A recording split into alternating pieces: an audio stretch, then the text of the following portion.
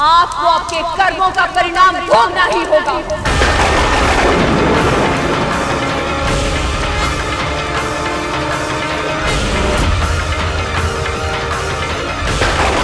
मैं हिम्मत कन्या पार्वती अपने संपूर्ण तप के बल का आह्वान करके आपको श्राप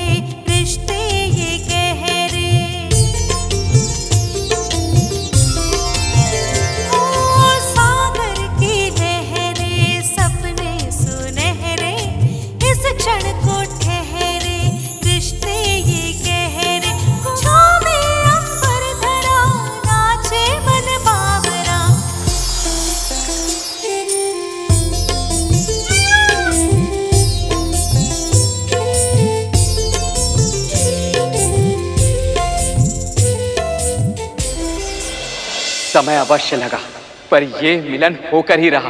नारायण नारायण। पुष्पों के सब दल, सरिता की कलकल, मेघों का काजल, अंबर व जल थल।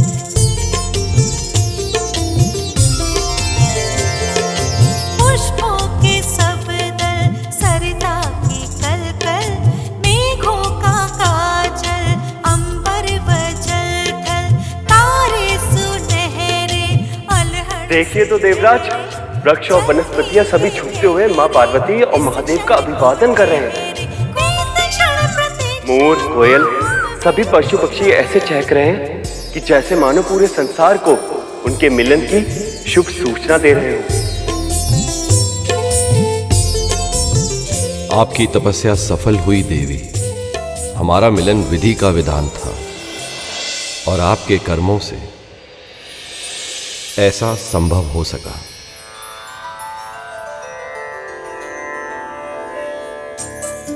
सहस्त्रों वर्षों से इतनी प्रतीक्षा करने के बाद, अनेक कठिनाइयां और चुनौतियों के बाद अब जाके हमारा मिलन हुआ है देवी।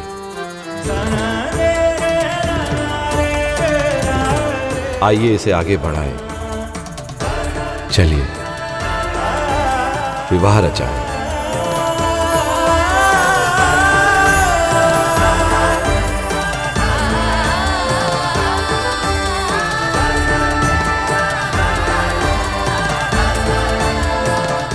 मुझे क्षमा कीजिए महादेव, पर मैं ये विवाह नहीं कर सकती।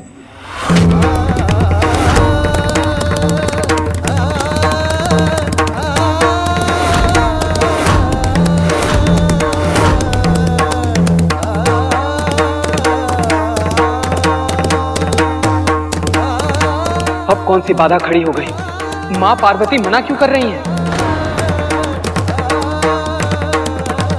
क्या हुआ पार्वती? मैं नहीं मान सकता कि आपको मुझसे विवाह रचाने में रुचि नहीं है।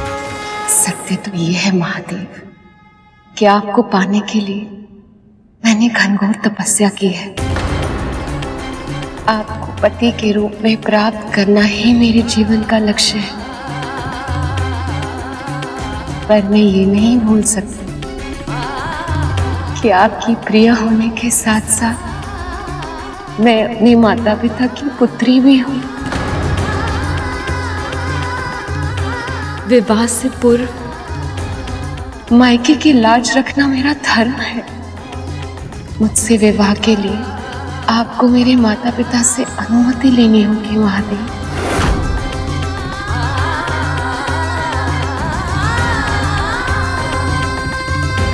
मेरे माता पिता से मेरा हाथ मांगना होगा आपको।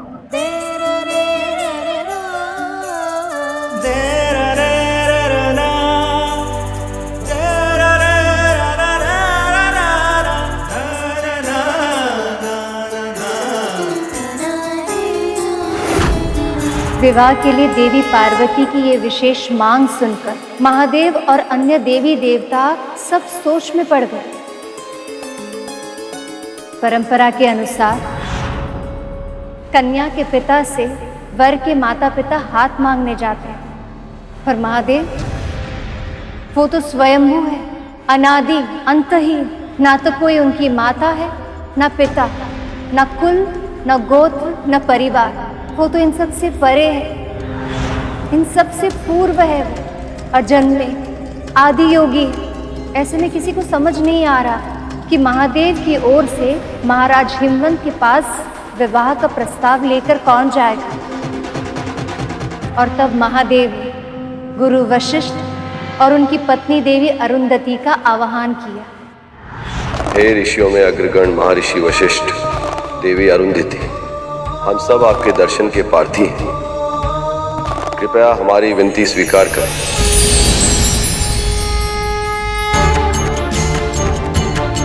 आप सब ऋषियों में सर्वप्रथम है महर्षि, सर्वाधिक सम्मानीय है।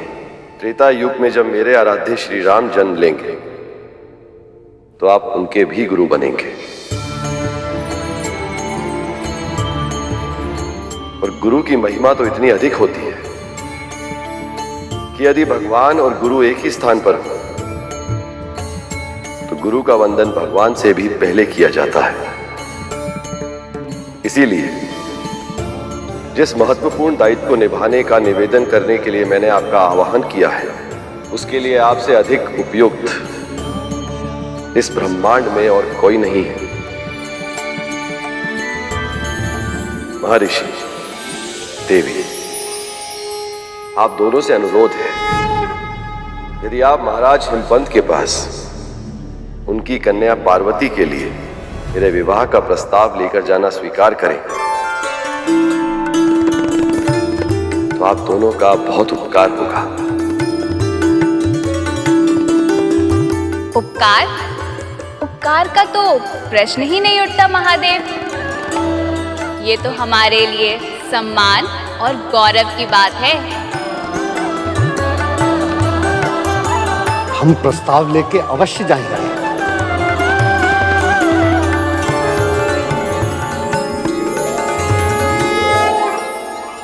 प्रेम की अधीरता में हृदय अनेक बार भावुक होकर चुप कर बैठता है, किंतु हमें अपनी पार्वती पर पूर्ण विश्वास है। अपने जीवन साथी के चुनाव का निर्णय सोच समझकर ही लिया होगा।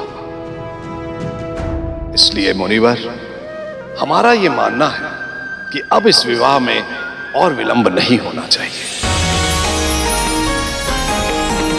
आप शीघ्र ही शिवजी की बारात लेकर आइए ताकि हम अपनी पुत्री का कन्यादान करके धन्य हो जाएं। अब शीघ्र ही मेरा मिलन मेरे स्वामी महादेव के संग हो जाएगा और हम सदा सदा के लिए एक हो जाएंगे।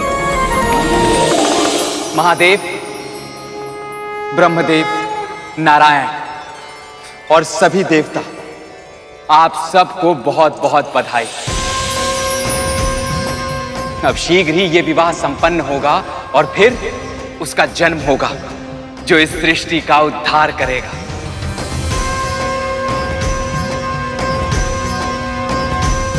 ये तो आपने बहुत ही शुभ समाचार सुनाया है महर्षि। मुझे इतनी प्रसन्नता का अनुभव हो रहा है कि समझ ही नहीं आ रहा पाव भूमि पर टिक क्यों नहीं रहे। हम सबकी भी यही अवस्था है श्रृंगी। अब हम शीघ्र ही अपने प्रभु की बारात लेके जाएंगे और माँ को उनके घर वापस लेके आएंगे।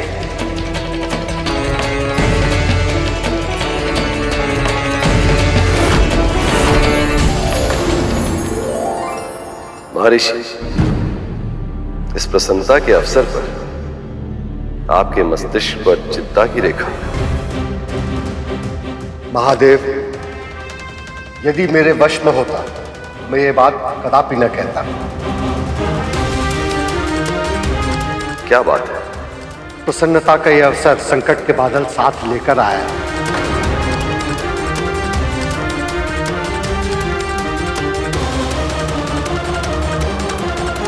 यदि महाराज हिमवंत और महारानी मैना ने देवी पार्वती का कन्यादान कर दिया तो अनर्थ हो जाएगा।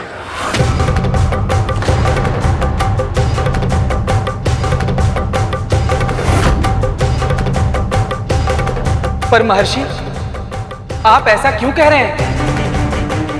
क्योंकि कन्यादान के पुण्य प्रताप से महाराज और महारानी को अविलंब मोक्ष प्राप्त हो जाएगा। और यदि ऐसा हुआ तो इस संसार से हिमालय लुप्त हो जाएगा।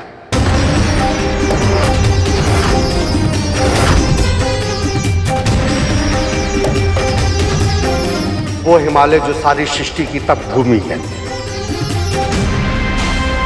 जिसकी घाटियों में, जिसकी कंदराओं में, जिसकी हिम से सजी चोटियों पर हम ऋषि मुनि आश्रय पाते हैं।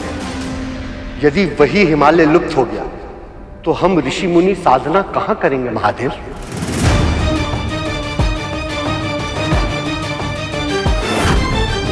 पर महर्षि, उनका कन्यादान करना अति आवश्यक है, अन्यथा विवाह नहीं होगा और उसके बिना तारकासुर के संहारक का जन्म भी नहीं हो पाएगा।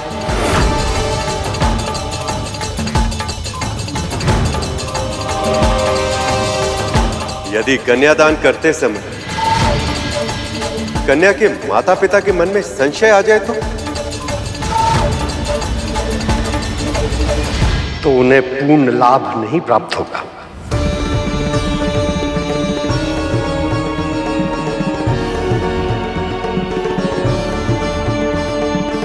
और ऐसे में महादेव का विवाह भी हो जाएगा और तपोभूमि भी सुरक्षित रह जाएगी।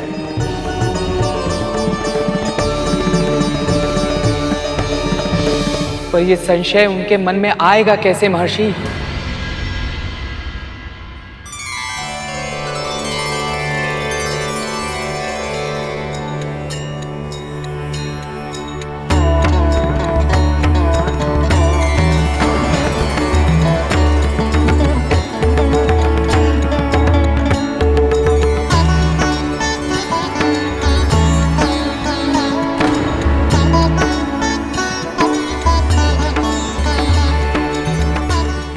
ये आप सब लोग मेरी तरफ क्यों देख रहे हैं? क्योंकि ये कार्य केवल आप ही कर सकते हैं देव ऋषि। मैं कैसे प्रभु? मैं कैसे करूंगा महाराज हिमवंत और महारानी मैना के हृदय में शंका उत्पन्न? यदि ऐसा करने में कहीं मैंने महादेव और पार्वती के मिलन में कोई विघ्न उत्पन्न कर दिया तो? भोजन कक्ष में सब कुछ ठीक चल रहा है ना? जी महाराज। प्रीति भोज में कोई समस्या नहीं आनी चाहिए। जी। स्वागत के लिए फूलों की कमी नहीं होनी चाहिए। जी महाराज। और तुम इधर उधर घूम रहे हो, जलपान की व्यवस्था हो गई है ना? जी महाराज। कमी नहीं होनी चाहिए। जी।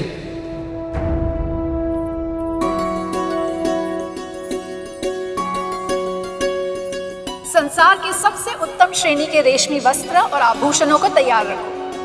और हाँ, केवल दामाद जी को ही नहीं, बारात में जितने जन आएंगे सभी को उपहार देना है हमें। शीघ्र करो, समय निकला जा रहा है।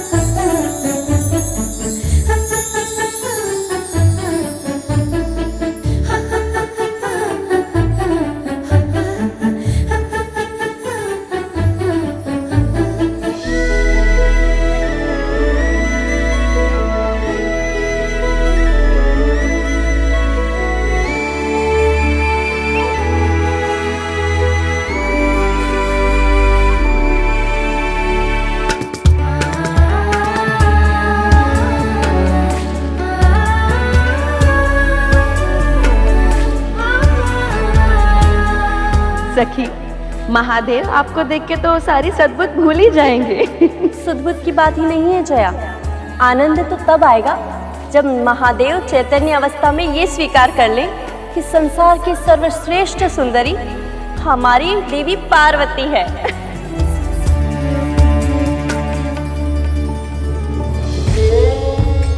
ये सुंदरता तो उनके प्रेम की है। सत्य तो ये है कि मेरे शिव ही सबसे सुंदर हैं। इसे विश्राम स्थल पर ले जाइए। नारायण नारायण। अरे देवर्षि नारद जी।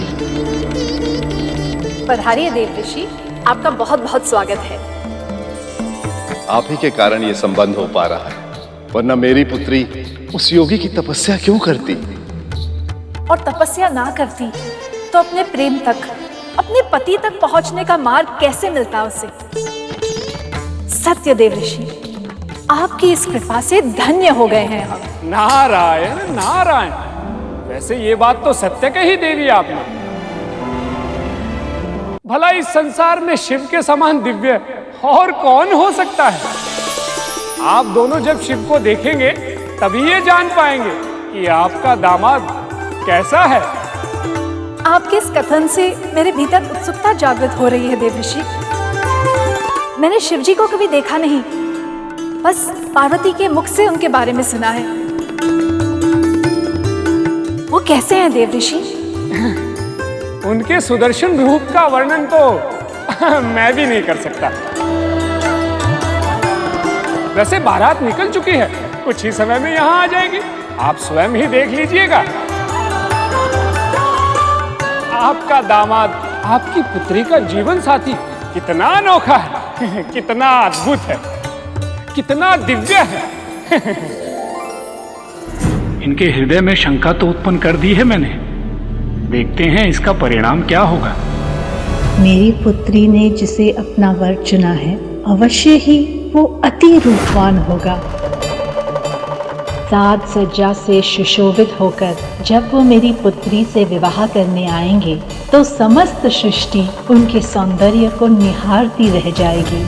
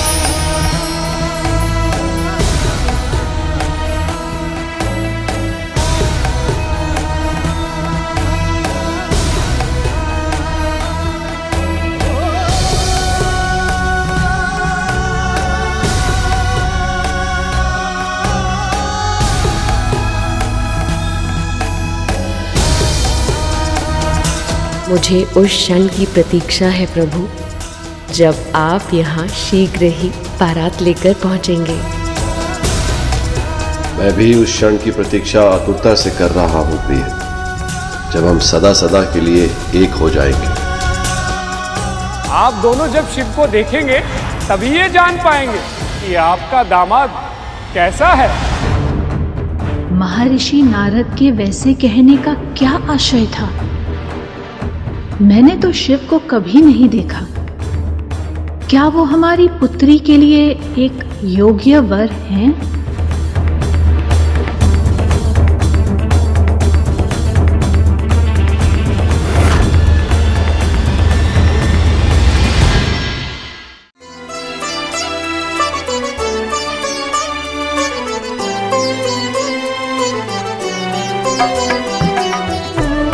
सच, सारे संसार की सुंदरता जैसे आज मेरी पुत्री में समा गई हो। बस अब तुम्हें किसी की बुरी दृष्टि ना लग जाए।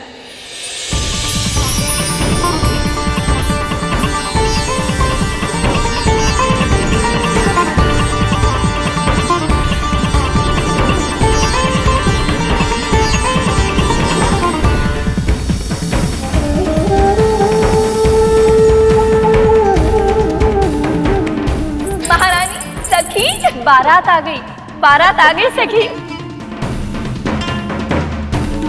जिनके भाग्य में साक्षात सुंदरता की ये देवी है, वो मेरे दामाद स्वयं कैसे दिखते हैं, मैं भी तो देखूं जरा।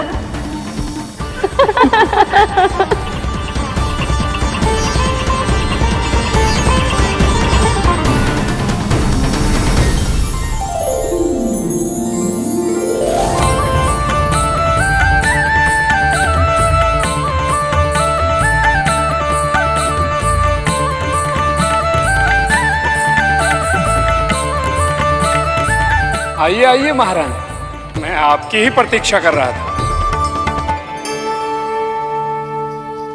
देवऋषि, आपने तो कहा था कि शिवजी बड़े दिव्य और अनोखे हैं। क्या इन सभी दिव्य ऋषि में से कोई एक है वो? ये तो सप्त ऋषि हैं महारानी, शिव तो इनसे भी अधिक दिव्य हैं।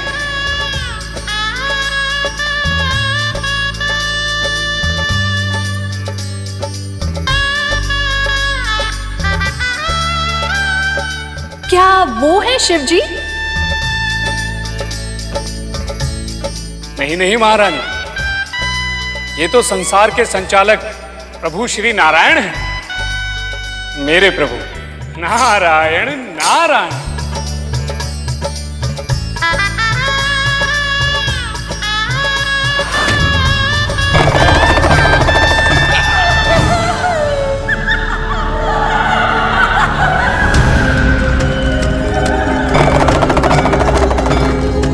हे भगवान, कौन है ये सब?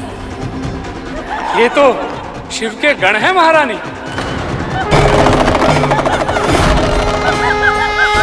भूत प्रेत, पिशाच निशाचर, अघोरी पशु, और ये सब शिव को बहुत ही अधिक प्रिय हैं। इसीलिए तो स्वयंभू शिव भूतनाथ पशुपति कहलाते हैं।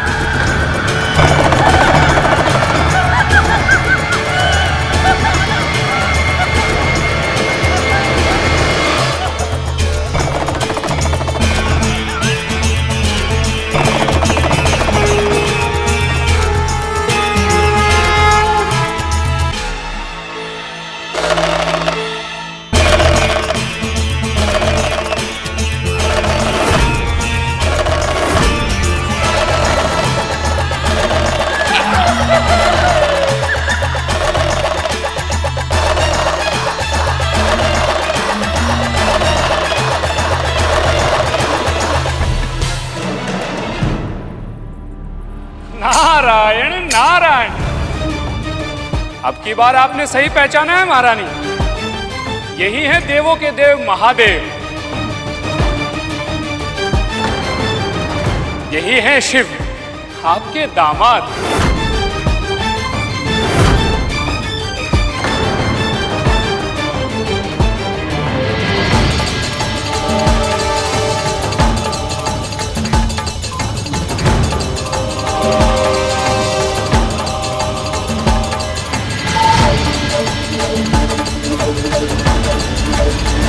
महारानी,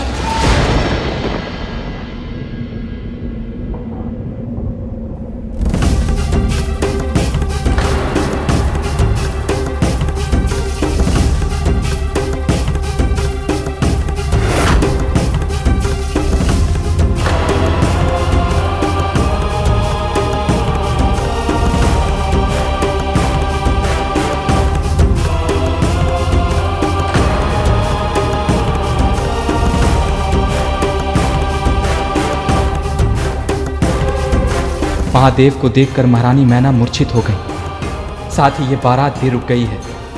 हे प्रभु, अब क्या होगा?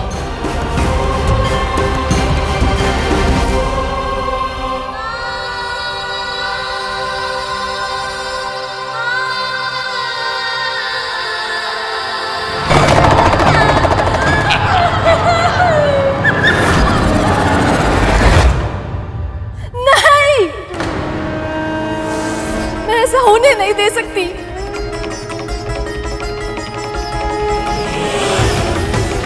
पार्वती, तुम और शिवजी एक दूसरे से बिल्कुल अलग हो।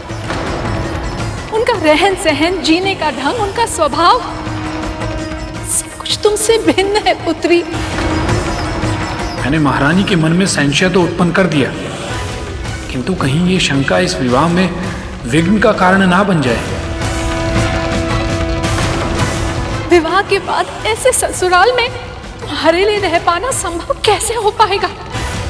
ऐसे व्यक्ति के साथ तुम कैसे सुखी रह पाओगी पुत्री? नहीं नहीं, मैंने जो देखा है मैं उसे नहीं भुला सकती।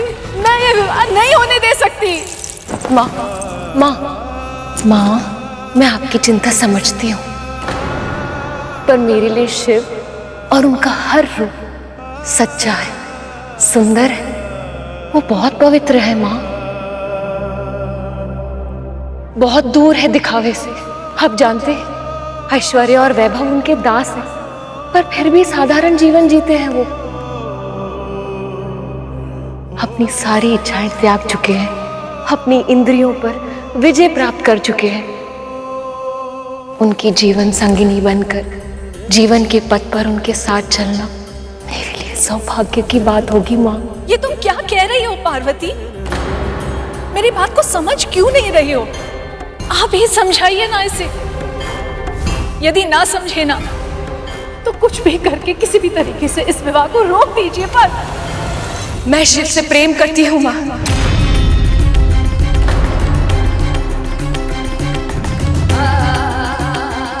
एक बार मेरी मन की भावनाओं को समझने का प्रयास कीजिए माँ। एक बार, सिर्फ एक बार उन्हें मेरी आंखों से देखिए, और उसके बाद भी यदि आपको लगा कि उनका साथ मेरे लिए उचित नहीं है तो आप जो कहेंगी मुझे स्वीकार होगा।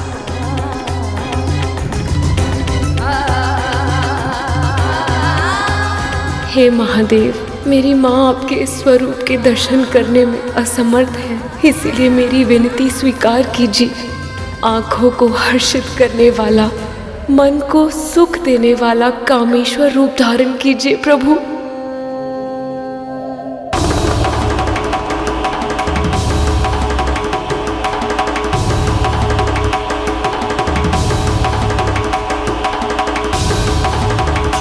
अब कौन सी नई करवट ले रहा है संसार का भाग्य?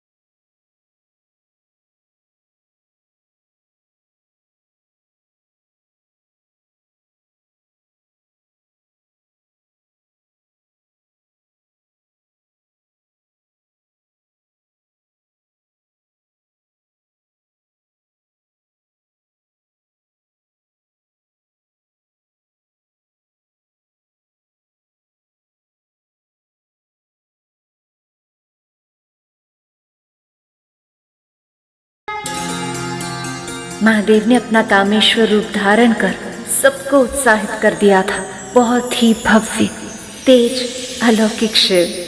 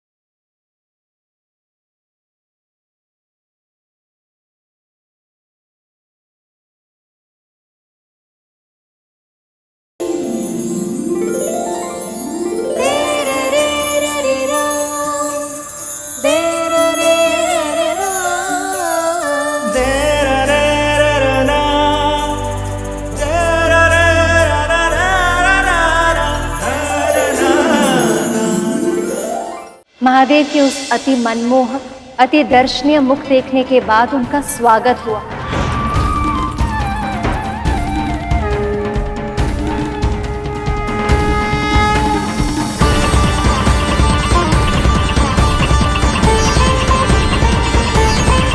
महाराज हिमवंत और महारानी मैना, इन दोनों ने उनके चरण पखारे।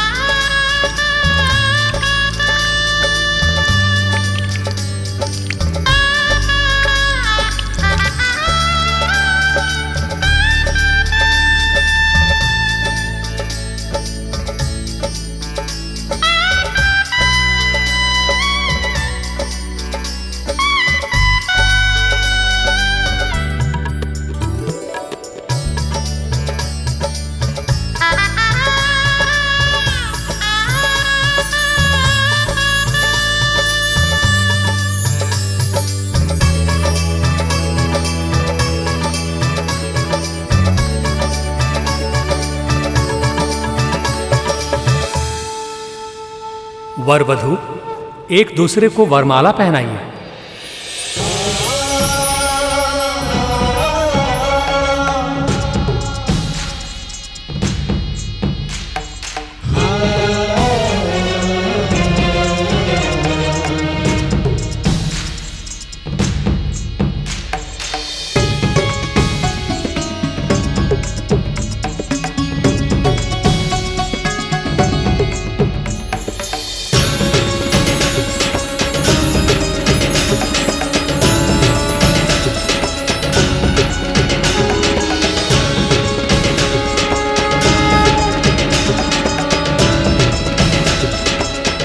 मैं हर पल इस ही क्षण की प्रतीक्षा में व्याकुल रहती थी प्रभु। मैं भी बड़ी आतुरता से इस क्षण की प्रतीक्षा कर रहा था प्रिय। आप ही मेरी शक्ति है, आपके बिना मैं अपूर्ण था। देवी पार्वती और महादेव ने अग्नि के सामने फेरे लिए और एक दूसरे को जयमाला पहनाई। इस प्रकार उनका विवाह संपन्न हुआ और दसों दिशाओं में प्रसन्नता छा गई।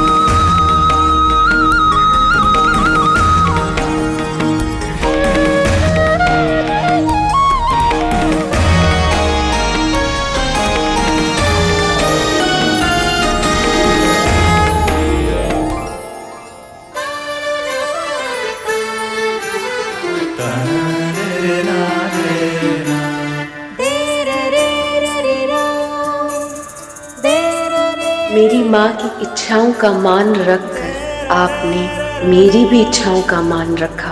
इसके लिए आपका धन्यवाद स्वामी। इसमें धन्यवाद कैसा प्रिय? ये तो मेरा कर्तव्य है। और इस तरह देवी पार्वती और महादेव ने एक दूसरे का सम्मान रखकर संसार के समक्ष एक आदर्श जीवन साथी होने का प्रमाण रखा। फेरे संपन्न हुए। अब आप दोनों अपना स्थान ग्रहण कीजिए, बैठिए।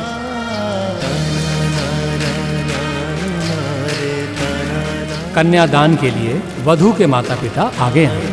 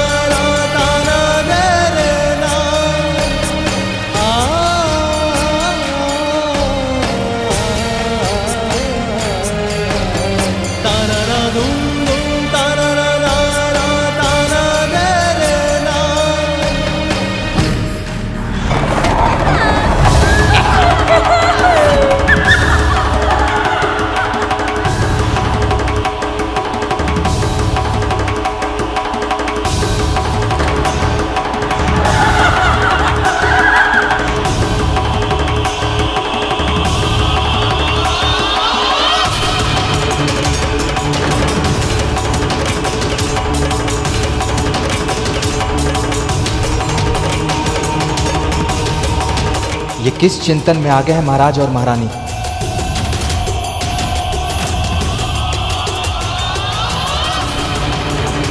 महारानी मैना और महाराज हिमवंत पुनः हिचक रहे थे प्रभु। किंतु महादेव से अधिक संपन्न तो तीनों लोकों में कोई नहीं है। तीनों लोकों के स्वामी वो स्वयं ही तो है। और अब तो ये बात वो दोनों भी जानते थे, फिर किस कारण चिंतित थे वो प्रभु? ये सब महर्षि नारद की करनी का परिणाम था मूषक जी। पर प्रभु, वैसे तो महादेव और देवी पार्वती के विवाह में अड़चन उत्पन्न हो गई, परंतु इस शंका के कारण महाराज हिमवंत और महारानी मैना ने विवाह रोक दिया तो? ये क्या हो गया मुझसे? एक अनर्थ रोकने की चाह में मैंने एक नई अड़चन को उत्पन्न कर दिया। हिमालय पर्वत की रक्षा करने हेतु महाराज तथा महारानी के मन में महादेव के लिए शंका तो उत्पन्न कर दी महर्षि नारद ने, पर उन्होंने ये सोचा ही नहीं कि शंका उत्पन्न तो शीघ्र हो जाती है, किंतु उस शंका से मुक्त होने में हृदय को बहुत समय लग जाता है।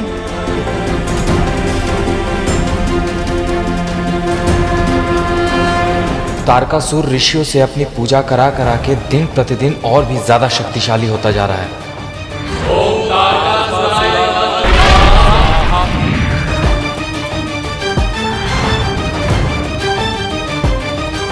यदि इस विवाह में और विलंब हुआ तो तारकासुर खुद को इतना शक्तिशाली बना लेगा कि उसे रोकना संभव हो जाएगा।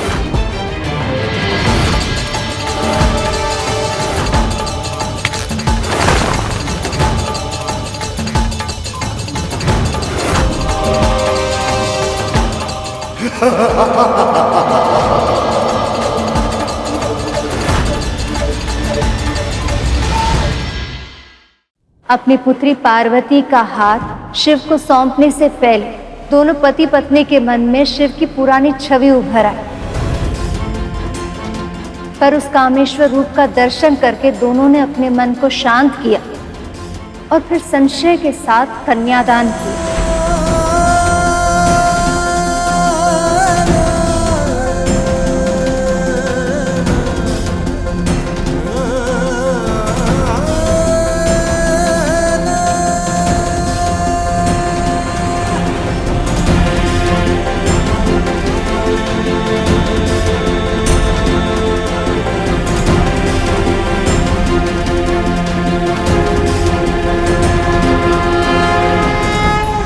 और इस तरह देवी के ब्रह्मचारिणी रूप की कथा पूरी हुई।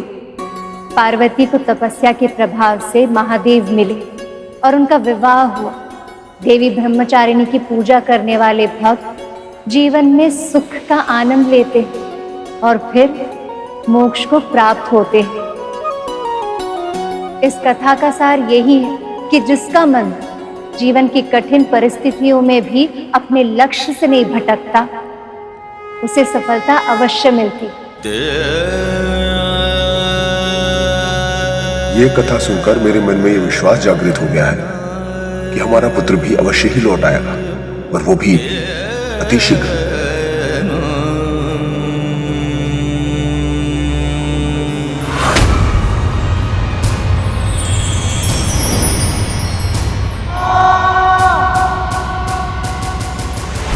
मेरे अहंकार के कारण मैंने प्रभु का वाहन बनने का एक महान अवसर व्यर्थ कर दिया था, किंतु इस व्रत को पूरा कर पुनः उस अवसर को जीवित करने का प्रयास करूंगा मैं। चलिए देवी ब्रह्मचारिणी की आरती करते हैं।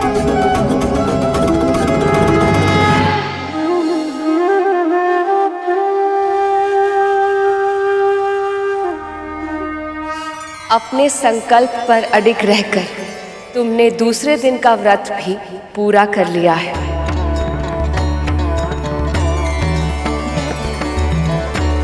पर ध्यान रहे गरुड़, केवल भूखे रहने से और पूजा पाठ करने से व्रत सफल नहीं होता। वो तभी सफल होता है जब साधक अपनी इंद्रियों पर पूरी तरह से नियंत्रण प्राप्त कर ले और मन से, वचन से, कर्म से किसी को भी कष्ट ना पहुंचाए। आपकी हर सीख मेरे लिए जीवन का दर्शन है माँ। आपके हर आज्ञा का पालन अवश्य करूंगा।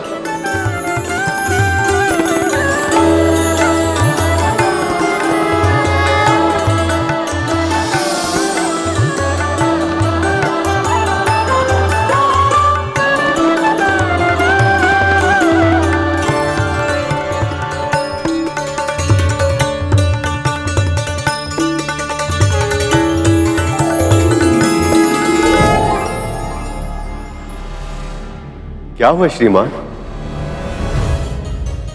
भाभी जी, आप दोनों क्या सोच रहे हैं? पता नहीं क्यों आज बहुत दिनों बाद मन में फिर एक आशा की किरण जाग उठी है भैया जी।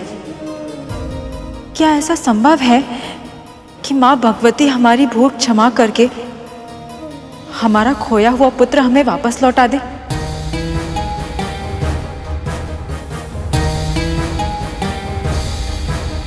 पता था हमको।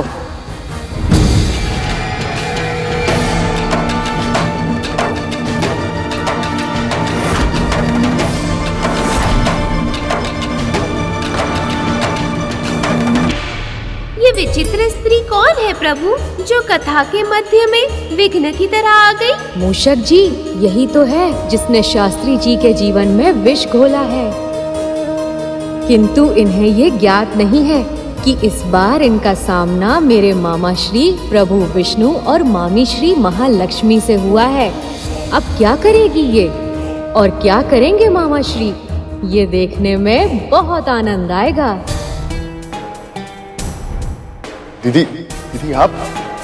दीदी प्रणाम। खुश रहो। कितने बरस हो गए पर आप दोनों से भूले नहीं ना अभी तक।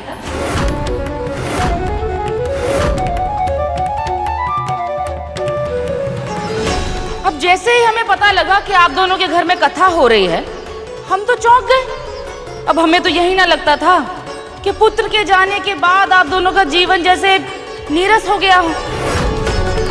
फिर अचानक से ये हृदय परिवर्तन कैसे छूटे? हृदय परिवर्तन नहीं दीदी, ये तो इन भले मानुसों की संगत का प्रभाव है।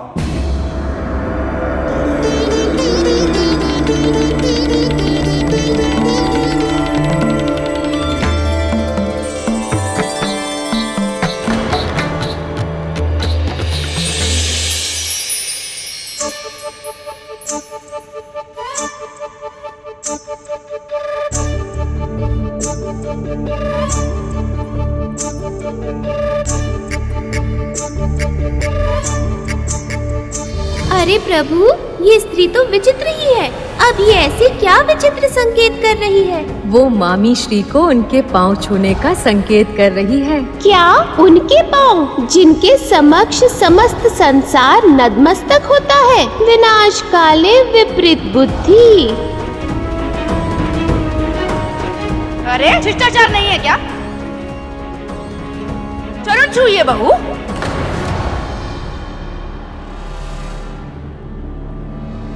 परंतु बड़ी तो ये है माँ जी। माँ जी नहीं, बुआ जी कहिए। इनकी बड़ी बहन है आप। हाँ।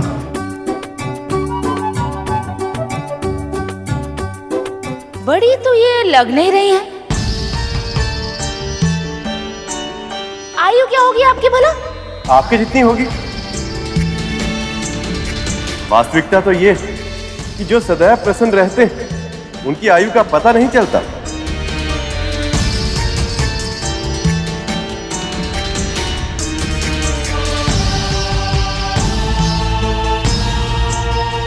वैसे आप कौन हैं?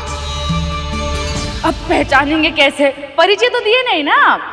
जी मैं कांता और ये मेरे पति और वो इनके शिष्य सुपर्ण।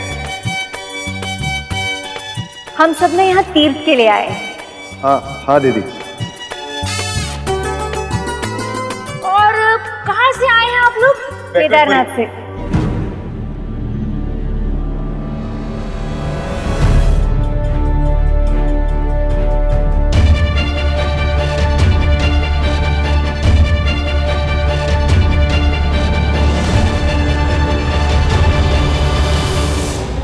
क्या प्रभु, माता लक्ष्मी और प्रभु विष्णु तो फंस गए? ये तो होना ही था। मामा श्री के मुख से तो वैकुंठ ही निकलेगा ना, उनका निवास स्थान जो है। दोनों पति पत्नी अलग अलग स्थानों से आए हैं, ऐसा कैसे? ओहो माँ जी, बुआ जी, ये वैकुंठपुरी में रहते हैं। अनेक तीर्थों के दर्शन करने के लिए निकले। यात्रा अमरनाथ से आरंभ हुई थी और अब बस केदारनाथ के दर्शन करके सीधे यहीं आए हैं। आपके गिरजापुर विंध्याचल के आंचल में।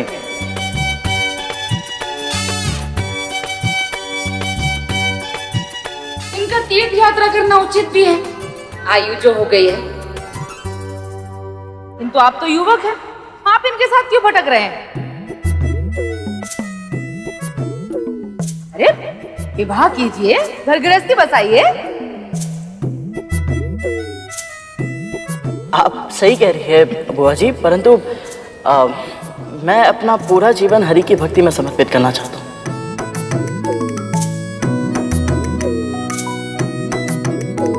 पागल हो गए हैं क्या? है? इस युवा में हरि भजन करेंगे? आपके परिवार ने नहीं रोका आपको? नहीं नहीं, मेरी माँ ही मुझे हरि भक्ति की प्रेरणा देती है। बड़ी विचित्र है आपकी माँ, लगता है उन्हें आपसे स्नेह नहीं है। तभी तो ऐसे अपरिचित लोगों के साथ आपको संसार के धूल छाटने के लिए भेज दिया है ना।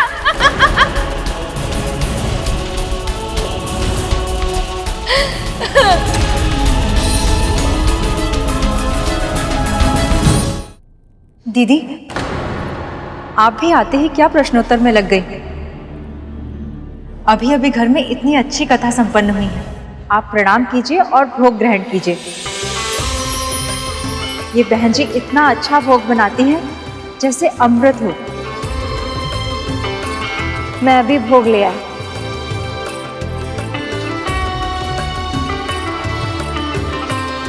टूटे, तुम भी बड़े विचित्र कार्य करते हो। पहले पुत्र को घर से निकालने से पहले नहीं सोचा, और अब अपरिचितों को घर के भीतर लाने से पहले। अरे ऐसे ही अतिथि बनकर आते हैं और फिर घर वालों को बाहर निकाल के घर पर नियंत्रण कर लेते हैं। ऐसा नहीं है, वो बहुत अच्छे लोग हैं, बहुत ही धार्मिक लोग हैं माँ भगवती की कृपा से, और बहुत अच्छी अच्छी बातें भी करते हैं। वही तो कह रही हूँ मैं, जो अधिक अच्छी अधिक मीठी बातें करते हैं, वही नींद में आपका सब कुछ लूट कर ले जाए तो क्या कीजिएगा भला?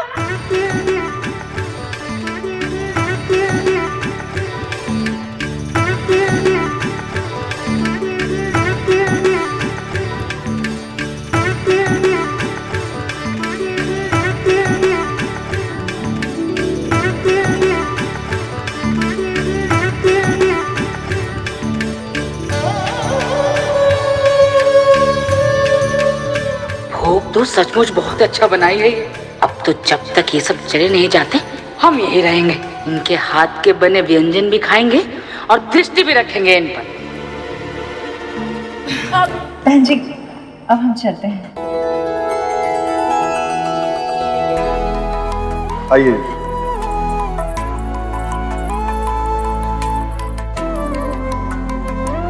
माँ, प्रभु, बुआ जी तो बहुत ही नकारात्मक बातें करती है। यदि ये कथा में आई तो इनके विष से कोई ना कोई विघ्न अवश्य पड़ेगा, और कथा का वातावरण भी दूषित हो जाएगा।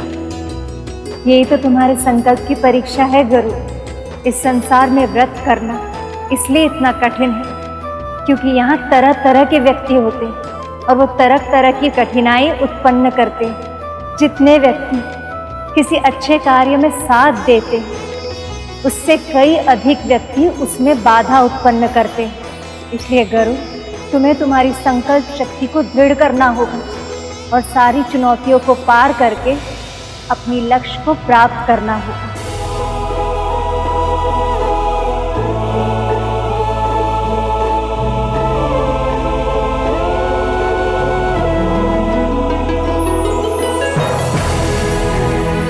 हे माँ, मुझे शक्ति दीजिए ताकि मैं इस परीक्षा में सफल हो पाऊं।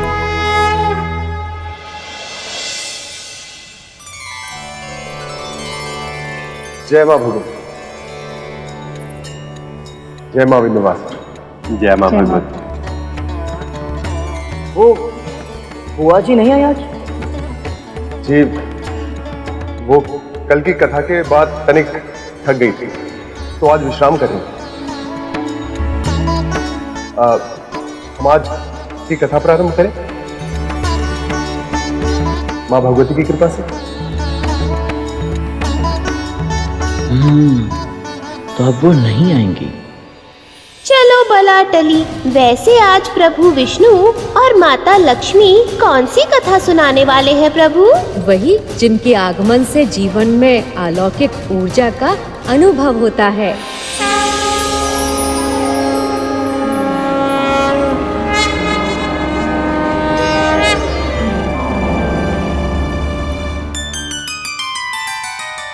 विश्राम तो हम तब करेंगे जब कोई करने दे। तो भोर से खिटपिट हो रही है और अब ये शंख की ध्वनि।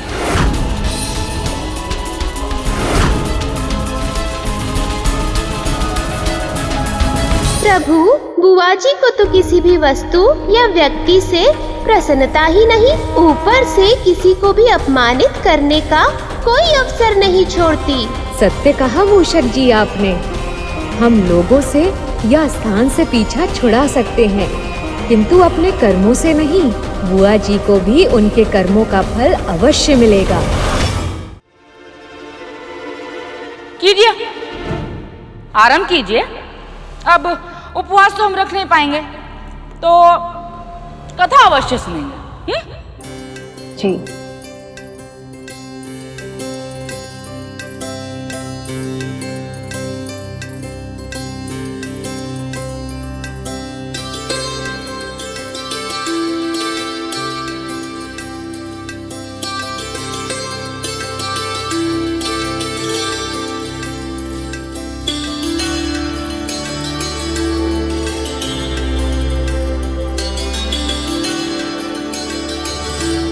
देवी का तीसरा रूप है देवी चंद्रघंटा।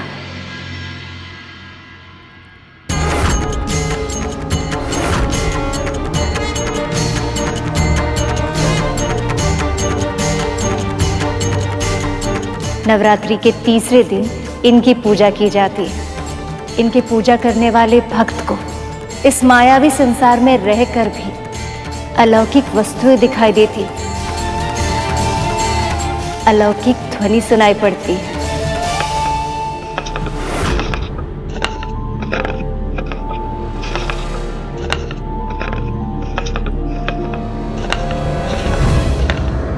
माँ, श्री माता के इस रूप की उत्पत्ति कैसे हुई थी माँ? सब प्रसन्नता से झूम रहे थे। आने वाले सुखद भविष्य की कल्पना से सब आनंदित थे। पर एक व्यक्ति ऐसा भी था जो महादेव और देवी पार्वती के इस विवाह से प्रसन्न नहीं, क्रोधित था।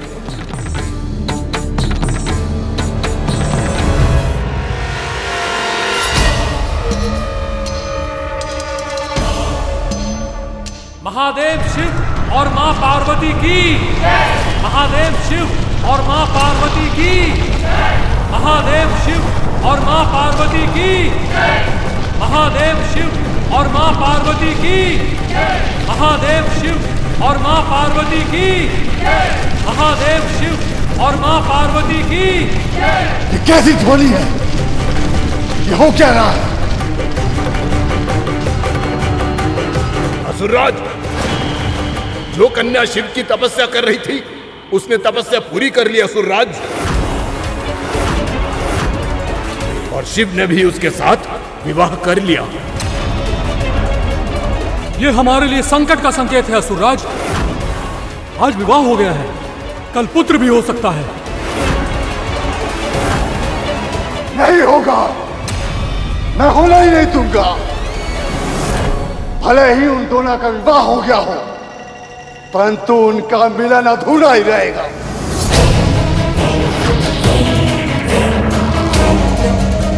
असुरों, इससे पहले कि शिव और पार्वती के गृहस्थ जीवन का आरंभ हो, हमें पार्वती के प्राण लेने होंगे। उसके आंखों की जीवन ज्योति बुझानी होगी।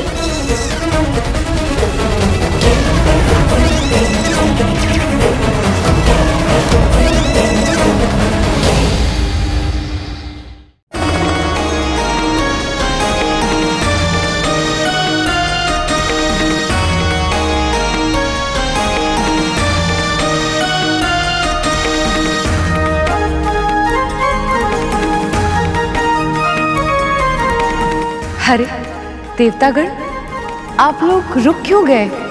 भीतर चलिए ना। माँ, आप दोनों थक गए होंगे। हम सब फिर आएंगे आपके दर्शन करने।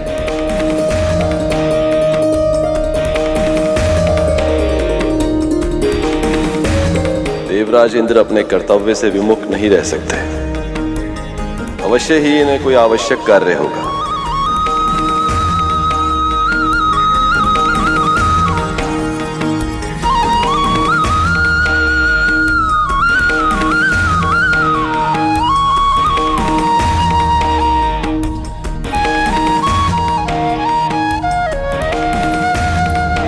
ठहरिए माँ,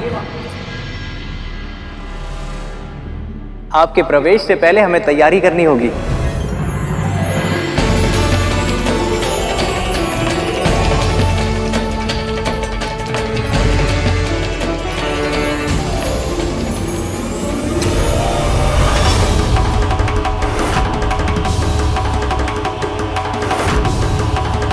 इस स्थान की दशा तो बहुत खराब है, क्योंकि वर्षों से इस स्थान का ध्यान रखने वाला कोई था ही नहीं।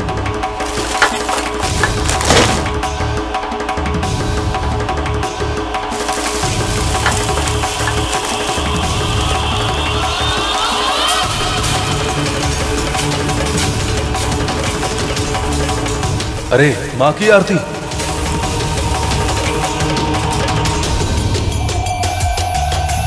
अरे माँ की आरती। ये थाल मुझे दो श्रृंगी, इसकी स्मृति पहले मुझे हुई थी। क्षमा कीजिए नंदी जी, आपने तो केवल सोचा था, इसे अपने हाथों में मैंने उठाया, इसलिए माँ और प्रभु की आरती तो मैं ही करूंगा। ये अधिकार मेरा है श्रृंगी। अधिकार उसी का है नंदी जी जो पहल करे। मुझे दो थाली। मैं करूंगा आरती। मैं करूंगा। आरती का थाल मैंने तैयार किया है। तुम छोड़ो थाल। मुझे दो थाल। मैं करूंगा आरती, मुझे दो। मुझे दो।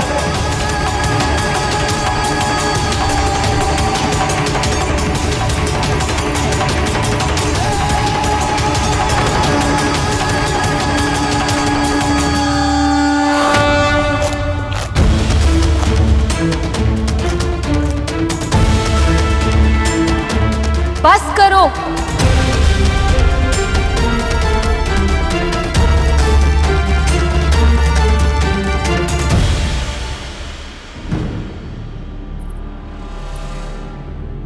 ऐसे संभाला जाता है घर? इस ढंग से रहते हो तुम सब?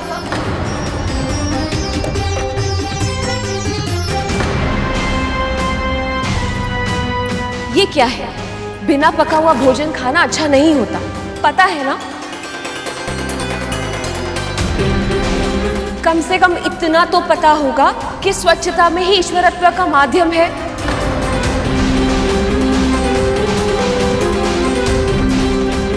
देवी, आपसे पहले इस स्थान पे ऐसा कोई नहीं था जो ये सब बातें इन्हें सिखा सके, इन्हें बता सके। पर अब मैं यहाँ आ गई हूँ, अब कोई मनमानी नहीं चलेगी।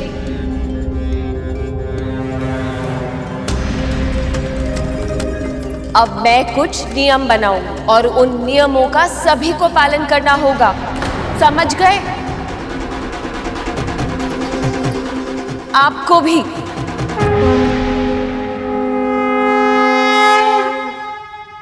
अब जाइए, बाहर जाइए, और जब तक भीतर प्रवेश करने के लिए ना कहा जाए कोई भी भीतर नहीं आएगा, समझ गए?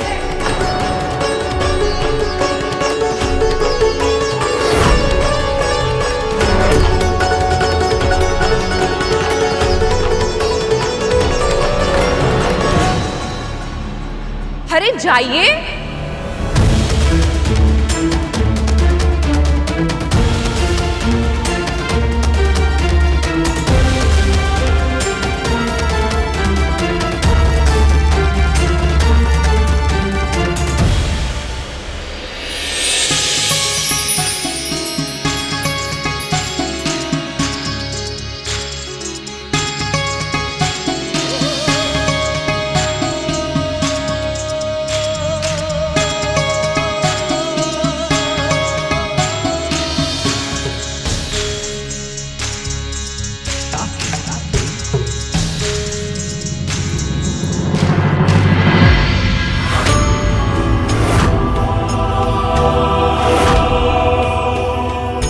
से आरंभ करूं?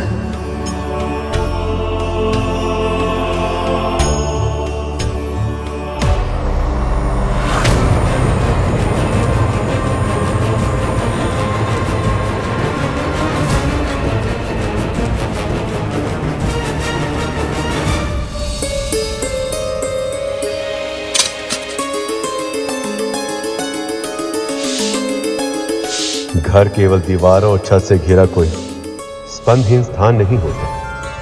परस्पर प्रेम के माध्यम से एक दूसरे के जीवन को और भी अधिक श्रेष्ठ बनाने का आधारशिला होता है घर। और घर की महिमा होती है स्त्री से।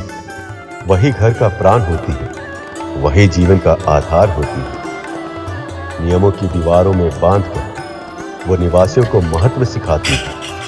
देवी पार्वती भी इस समय वही कर रही थी।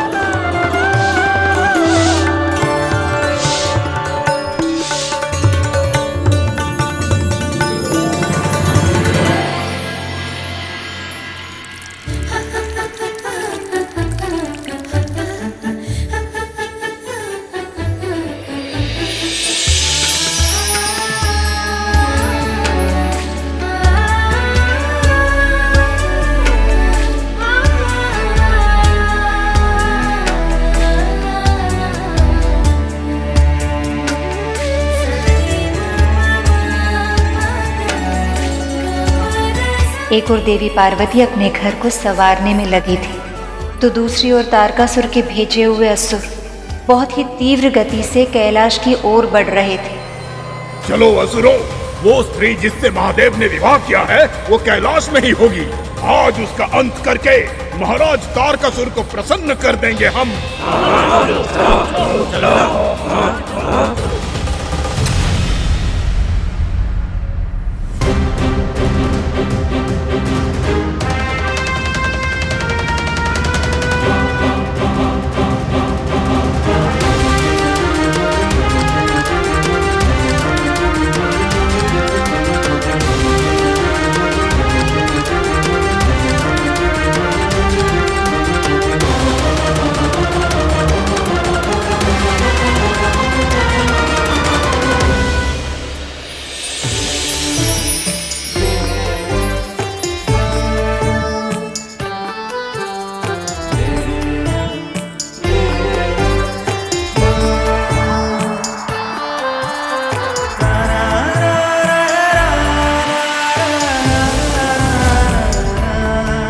कितनी अच्छी खुशबू आ रही है।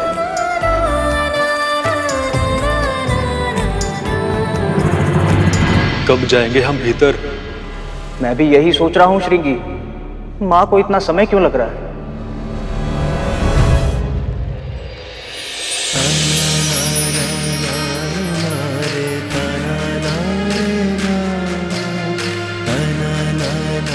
प्रभु आप? इतनी पवित्र सुगंध, जैसे हवन किया।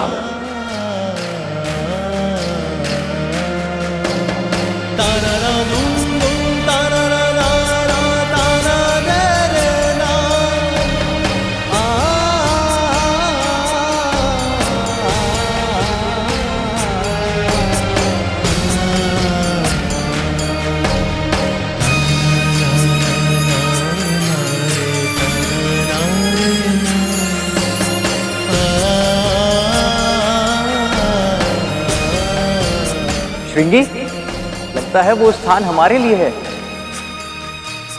वो देखो, हमारे वाद्य यंत्र। अवश्य ही वो स्थान हम सबके लिए ही है। प्रभु, आज से पहले केवल ये पर्वत था, किंतु अब ये घर लग रहा है। ये तो होना ही था नंदी। इस स्थान को घर बनाने वाली जो आ गई, इस घर की स्वामिनी जो आ गई। बस बस बस, बहुत हुई प्रशंसा। घर स्वच्छ हो गया है। आप लोग भी हाथ मुंह धोकर स्वच्छ हो जाइए, फिर साथ में बैठकर भोजन करेंगे।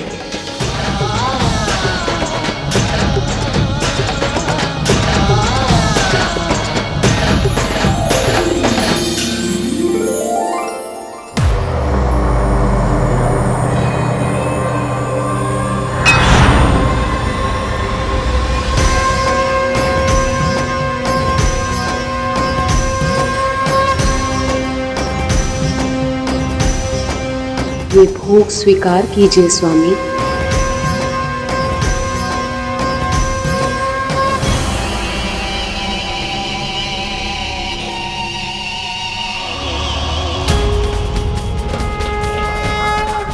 यही सही समय है आक्रमण करने के लिए। प्रभु, सारे असुर तो माता पार्वती के प्राण लेने के लिए आतुर थे, तो फिर किसने उनके प्राण बचाए? आगे क्या हुआ बताइए ना। मूषक जी, उन्हें कोई क्या बचाएगा, जिनके होने से इस निर्जीव संसार में जीवन आया। जो शिव की शक्ति है, उन्हें कोई कैसे हानि पहुंचा सकता था।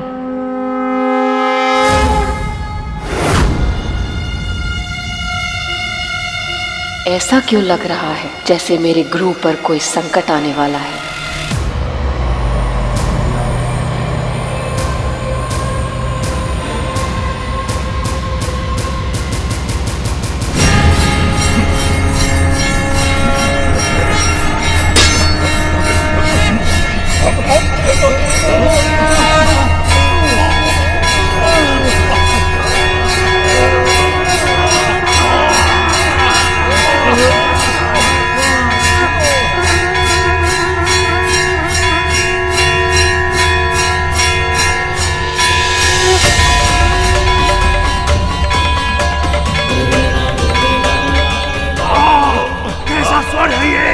कोई रोको इसे।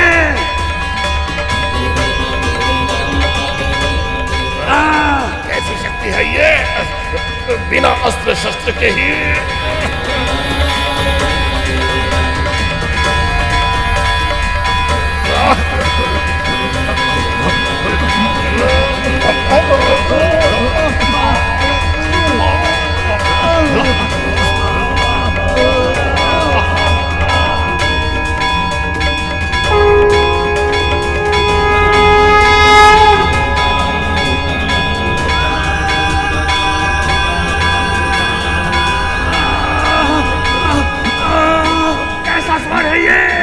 कोई रोको इसे।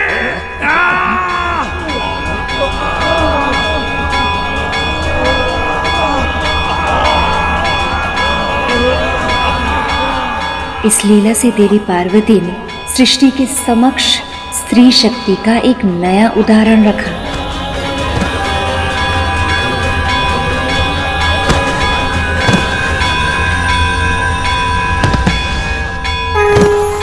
देवी पार्वती का ये रूप इस बात का चिन्ह है कि जो भी स्त्री प्रतिदिन संध्या आरती के पश्चात अपने निवास स्थान पे घंटा बजाएगी, उसके घर से दुख, रोग और समस्त बुरी शक्तियां दूर हो जाएंगी।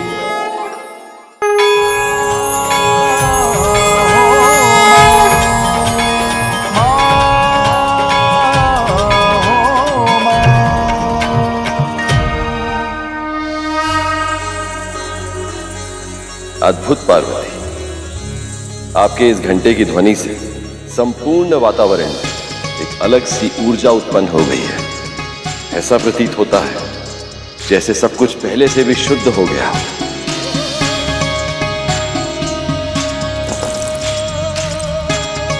जो स्त्रियां सुबह और संध्या के समय ऐसे ही घर स्वच्छ करके भोग लगाकर घंटा बजाएंगी, उनके घर बुराई कभी प्रवेश नहीं करेगी।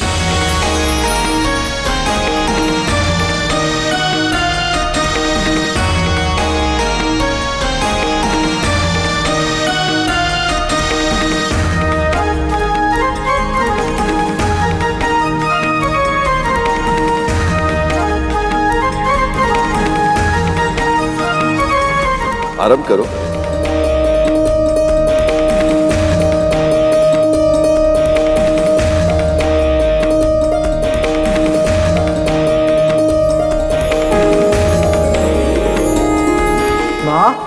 इससे अधिक उत्तम भोजन तो हमने आज तक कभी नहीं खाया।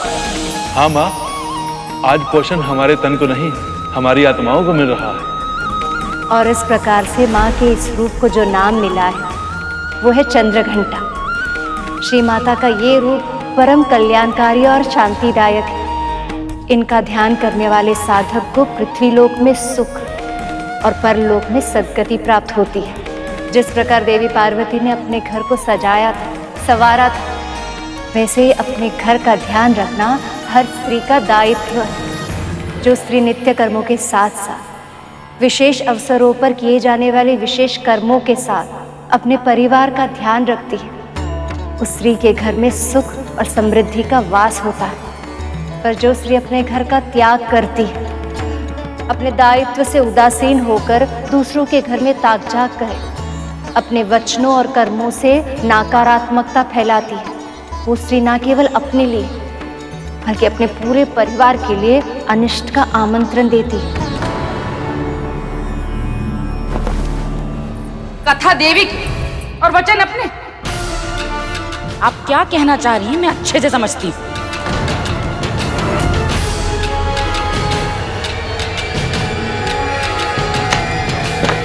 दीदी, कथा सुनने के बाद आरती लिए बिना नहीं जाते।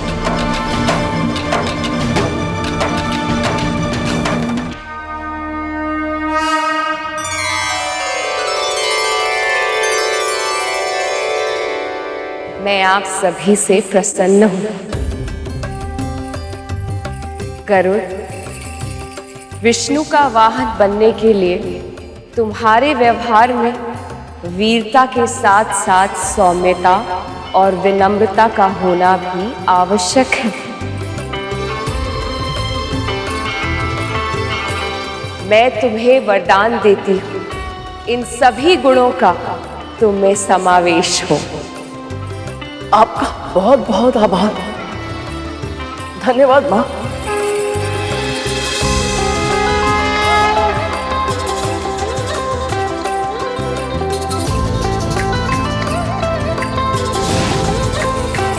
प्रभु, तो क्या वो क्षण आ गया जिसकी गरुड़ को प्रतीक्षा थी? क्या गरुड़ अब तैयार है विष्णु जी का वाहन बनने के लिए? ये तो गरुड़ पर निर्भर करता है कि इस कथा के संपन्न होने के पूर्व वो स्वयं को इस योग्य बना पाएगा या नहीं। वैसे समय के पूर्व और भाग्य से अधिक किसी को कुछ भी नहीं मिलता। अब देखना ये है कि क्या श्री हरि कृपा से गरुड़ अपना भाग्य बदल पाएगा।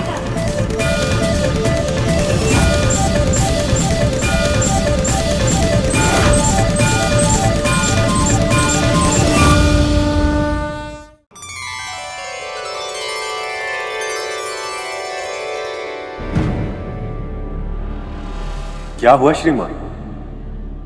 आपकी आंखों में आंसू? आज आरती के समय बहुत ही अलग अनुभव हुआ भैया जी। बहुत ही अच्छी खुशबू थी, जैसा आप बताए थे ना कैलाश पर्वत पर, बिल्कुल वैसी ही। न केवल सुगंध बल्कि हमें तो नूपुर का स्वर भी सुनाई दिया। हो सकता है ये हमारा भ्रम हो, लेकिन हमें आज पहली बार स्वयं मां के होने का आभास हुआ। आप लोगों के कारण ही संभव हो पाया है भैया जी। हमें कुछ भी करने का सामर्थ्य नहीं है बहन जी। जो होता है या जो हो रहा है वह सब श्री माता की इच्छा से ही होता है, और जो भविष्य में भी होगा वह सब भी उनकी इच्छा से ही होगा।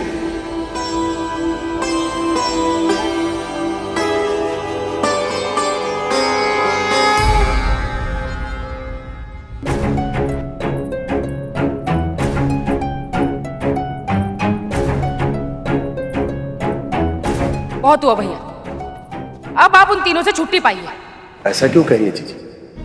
वो तो बड़े भले प्राणी। उनकी धर्म पत्नी हमें चिढ़ा रही थी और आप अपनी दीदी का अपमान होते हुए देखते रहे। कुछ कहा भी नहीं, उन्हें रोका भी नहीं। शांत हो जाइए दीदी, इस तरह से बिना बात के बखेड़ा खड़ा करना उचित नहीं ना है। हम अभी अभी पूजा से लौटे हैं, क्लेश करना सही नहीं है। वाह, देख रहे हैं भैया, जिन अतिथियों को आपने अपने घर में पनाह दी है उन्हीं के लिए हमारी भौजाई हमें आपकी दीदी को कड़वी बातें सुना रही है। बस यही देखना शेष था। 2-4 दिन में वो लोग इतने सगे हो गए कि आपने हमें ही पराया कर दिया। ऐसा नहीं है दीदी। ये मत भूलिए कि आपका पुत्र नहीं है जो आपका हालचाल पूछेगा। जो है बस हम ही हैं। हम ही हैं जो आपके सुख दुख में साथ रहेंगे। पुत्र तो आपका अग्नि देने भी नहीं आएगा। कीजिए दीदी।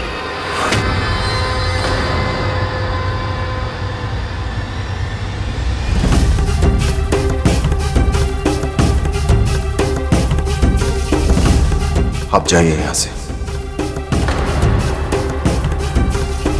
पर हमने कहा ना, आप जाइए यहां से।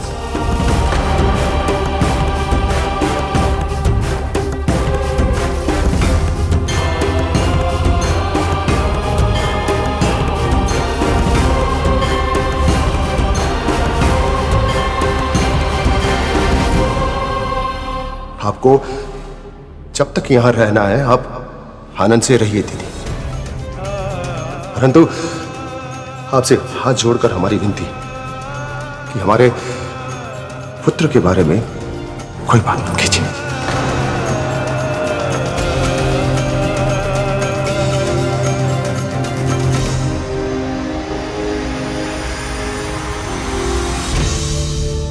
आप दोनों के बाद ये सारी संपत्ति हमारी होने वाली है।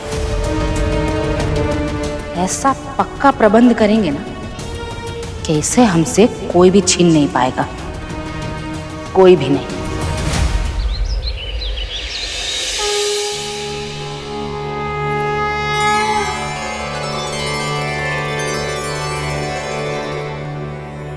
जय मां भगवती।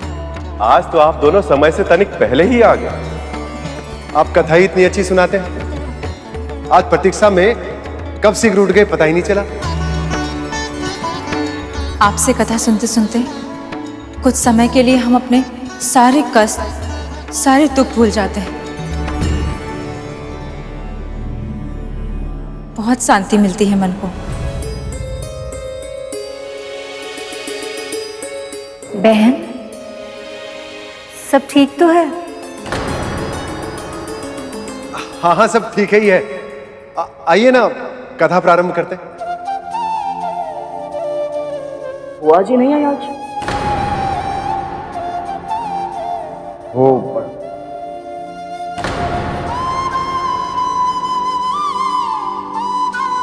कथा का समय बीतता जा रहा है, उन्हें आना होगा तो आ जाएंगे। हम आरंभ करते हैं, है ना? जी।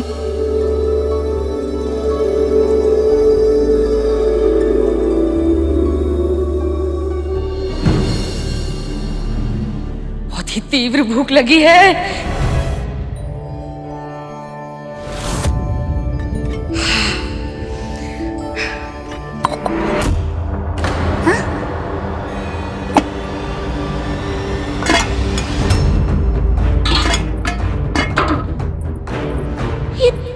ये सारे पात्र रिक्त पड़े हुए हैं।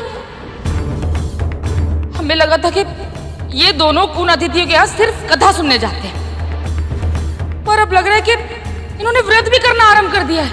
तभी तो न चूल्हे में अग्नि है, न पात्रों में भोजन।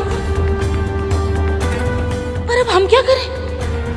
हम तो यहाँ आए इसलिए थे कि अपने घर का कार्य ना करना पड़े। अब लगता है कि भोजन भी स्वयं ही बनाना पड़ेगा। तब तक जल्द से ही काम चला लेते हैं।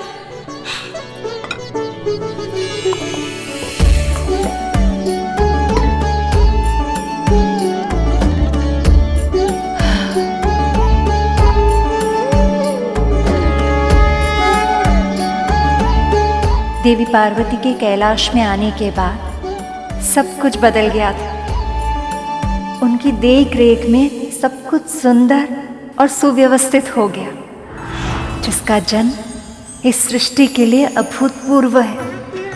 शिव और शक्ति का पुत्र। देवराज इंद्र की अपेक्षाएं इन सब संकेतों को देखकर अपने चरम तक पहुंच गई थी। पर सत्य तो ये है कि ये सृष्टि की सारी रचना माता ने बहुत पहले से ही शुरू की थी। यही है इनका चौथा रूप, माँ कुष्मांडा। माँ कुष्मांडा, माँ कुष्मांडा।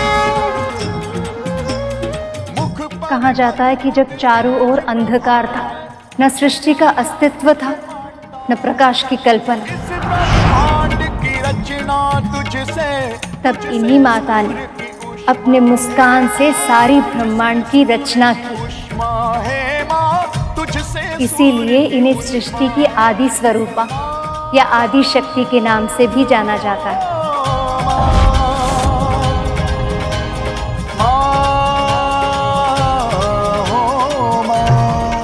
माँ कुष्मांडा का निवास सूर्य के स्तोत्र में होता है। वही है सूर्य देवता की अग्नि का स्तोत्र। उन्हीं की मुस्कुराहट से इस पूरे संसार का जन्म हुआ है। इसका ये अर्थ ये भी है कि पुरुष का संसार स्त्री के मुस्कान से ही फलता फूलता है, पर जिस घर में स्त्री दुखी हो, सुख और शांति का वास वहाँ संभव नहीं। इसलिए स्त्री की इच्छा को प्राथमिकता बनाना हम पुरुषों का दायित्व। आप बहुत बुरी माँ है। मैंने आपसे बुरी माँ आज तक नहीं देखी। अरे आने दीजिए। पुत्र तो आपका अग्नि देने भी नहीं आएगा। कीजिए दीदी। अब जाइए यहाँ से। हमने कहा ना, आप जाइए यहाँ से। भगवान, अनेक बार क्रोध किए हैं हम आप। न जाने कितनी बार आपको हमारी आवश्यकता थी, न जाने कितनी बार आपका साथ भी नहीं दिया। बस कीजिए। कभी कभी तो हमें अचरज होता था कि आप पुरुष कब समझ पाएंगे हम स्त्री को, कब जानेंगे कि क्या छिपा है हमारे मन में।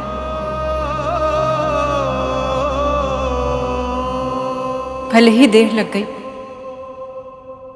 पर आज आपको इस बात का आभास हो गया है। हमारे लिए इतना ही पर्याप्त है।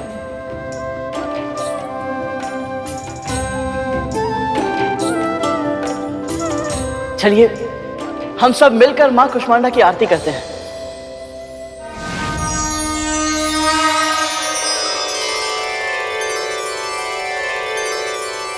मैं आपकी भक्ति से प्रसन्न हूँ। आप सदैव रोग और शोक से मुक्त रहेंगे। यही मेरा वरदान है।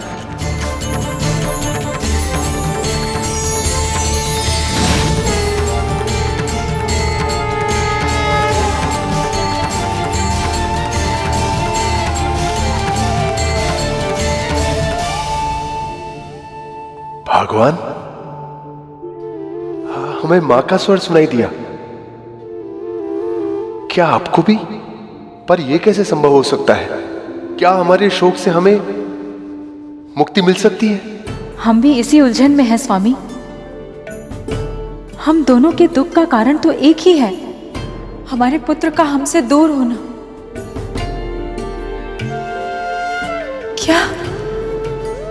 क्या सच में हमारा दुख दूर हो सकता है स्वामी?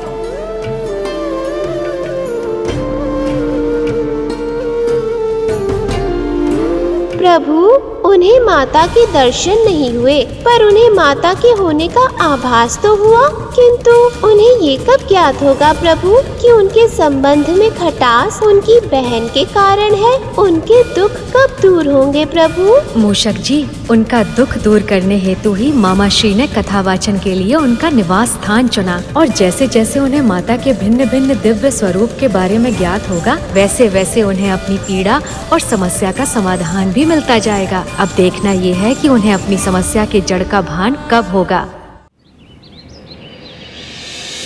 नवरात्रि के 5वें दिन हम देवी के स्कंद माता की रूप की कथा सुनेंगे। स्कंद का अर्थ होता है कुमार कार्तिकीय। प्रभु गणेश के भाई कार्तिक जी। हाँ सुपर, हम इस कथा में देवी पार्वती के उस स्वरूप को देखेंगे जब उन्होंने पूर्णता का आभास किया, जब वो माँ बनी। कीजिए कीजिए कीजिए कीजिए, जितने व्रत और पूजा कर सकते हैं कीजिए। व्रत और तप करने से पुत्र तो लौट कर नहीं आएगा, किंतु आपके भीतर का अपराध बोध जरूर कम हो जाएगा। मां होकर भी पुत्र की रक्षा नहीं कर पाई ना आप इतने कड़वे वचन क्यों कहती है बुआ जी?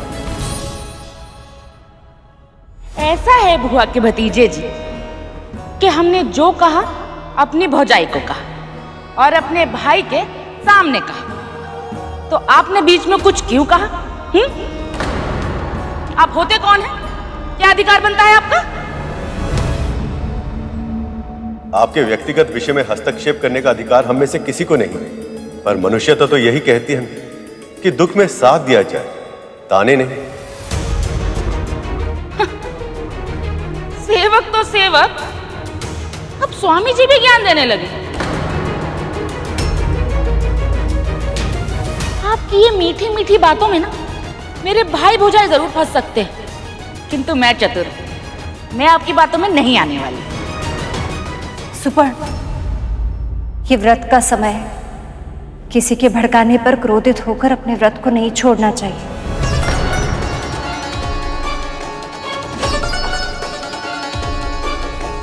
दीदी, यहाँ सब बिना बाधा और व्यवधान के कथा सुनने आए हैं।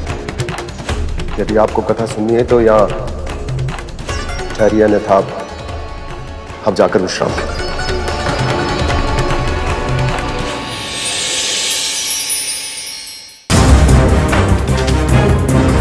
नहीं नहीं, अब कथा सुनने आए हैं तो कथा सुन के ही जाएंगे।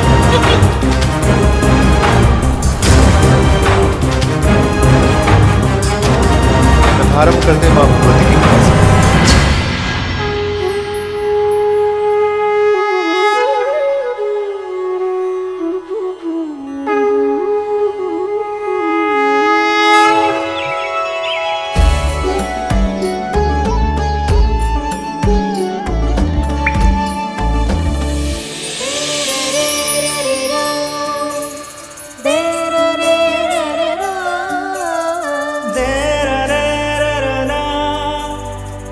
मुझे लगा था कि आपको पाने के बाद मेरे मन में कुछ और पाने की कामना जन्म नहीं लेगी, पर आज मुझे आभास हो रहा है कि मेरे हृदय की गहराई में एक और इच्छा छिपकर बैठी है। उसे भी पूरी कर दीजिए महादेव।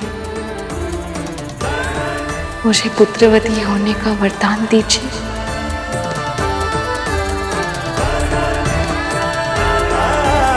तथास्तु।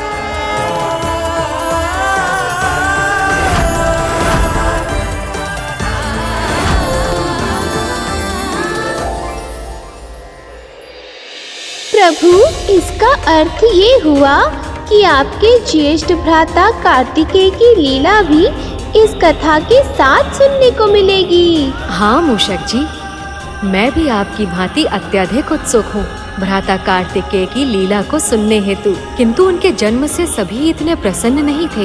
एक ओर सभी देवताओं में असुरक्षा का भाव उत्पन्न हो गया था, तो दूसरी ओर उनके जन्म से माँ भी पिताश्री से रुष्ट हो गई थी। ऐसा क्या हुआ था प्रभु?